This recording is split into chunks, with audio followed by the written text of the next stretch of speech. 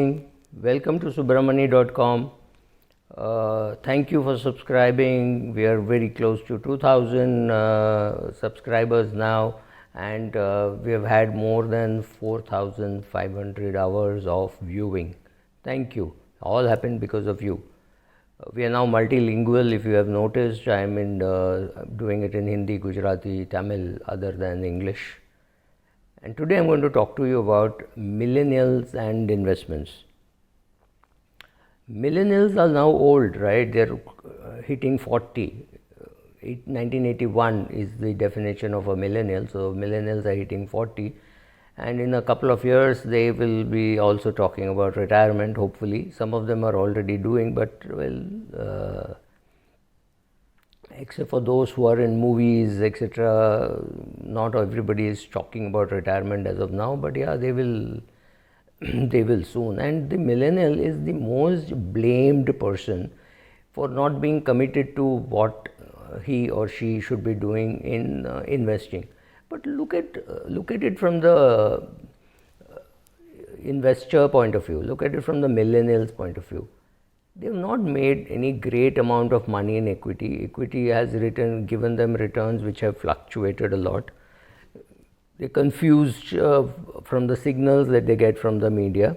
They have been completely misled on the wrong path completely by their parents, saying invest in an endowment plan, invest in PPF, etc. These are not investments, these are saving plans.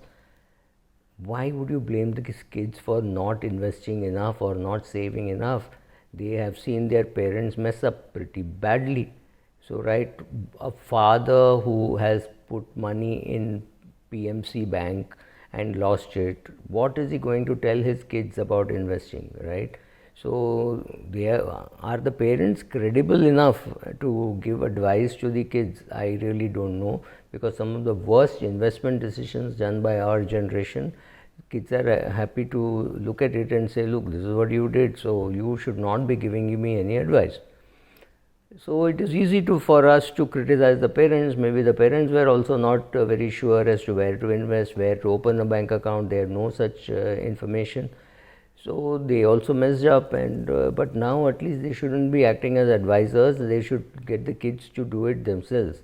Let the kids learn, let the kids do it themselves, let them invest, let them make mistakes, let them lose money, let them gain money, let them handle their own money. It's simple as that. So whether you should be sharing your wedding expenses, who should be paying for education, please communicate with your kids, right? So if your kid is a millennial, if he's 17 years of age, if he's 18 years of age, which means he's a Gen X, ask them who should be bearing these expenses, who should be bearing education expenses, is it a loan or a gift, how much of it is a loan, how much is a gift. Talk about all those things. Let the millennial understand the responsibility.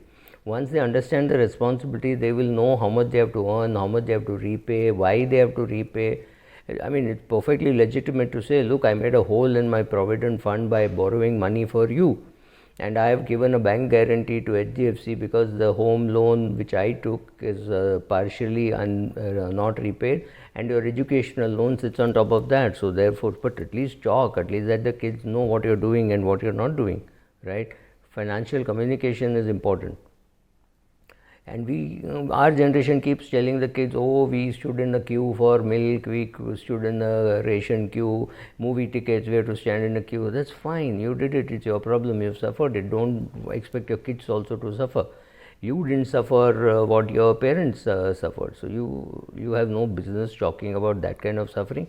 Kids are going through a lot more stress. They will not have one job which will hold for the next 37-38 years. They're going to have 5-6 jobs, and between jobs there could be gaps. There's going to be more worry about cancer and COVID and things like that. Longevity is a big epidemic. I think it's a bigger epidemic than what people realize, right? So if you are going to live till the age of 100, somebody has to look after you. Talk about that, talk about the money required for that, right? Do all that. Understand that in India, solutions are not so easily available. We have very many mutual funds. We have good returns coming from mutual funds, but you do not know what to do after that, right? You got good returns. Now, is it time to sell? Is it time to consolidate? Should you put more in equity funds, jet funds? Check out all that. Get an advisor. Talk to him or her.